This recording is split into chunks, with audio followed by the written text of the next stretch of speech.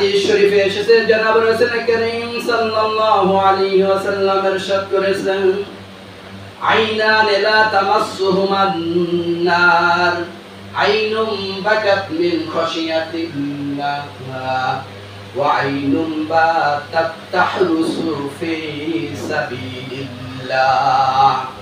নবীজি বলেছেন দুইটা চক্ষুকে জাহান্নামের আগুন স্পর্শ করবে না, দুই ব্যক্তিকে জাহান্নামের আগুন স্পর্শ করবে না। আইনুম বাকাত মিন খাশিয়াতিল্লাহ, এক হলো ওই চক্ষু যেই চক্ষু দুনিয়াতে আল্লাহ তাআলার ভয়ে কান্নাকাটি করেছে। সকলে বলুন সুবহানাল্লাহ।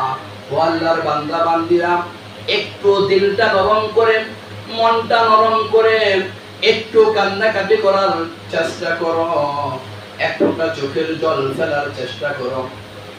হতে পারে আজকের আলোচনা আমাদের জন্য জীবনের শেষ আলোচনা হতে পারে, হতে পারে আজকের মাহফিল আমাদের জীবনের শেষ মাহফিল হতে পারে।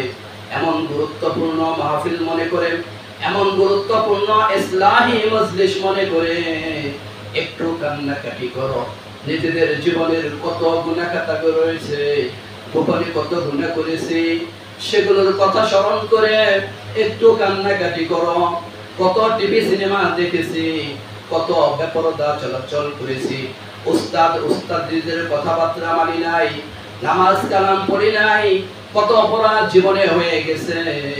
সমস্ত অপরাধের কথা চিন্তা করে আজকে একটু কান্নাকাটি করো। চোখ থেকে এক ফোঁটা দুই ফোঁটা পানি ফেলার চেষ্টা করো। হতে পারে এই পানি আমার আর আপনার জন্য নাজাতের জরিয়া হয়ে যাবে। ঠিক না?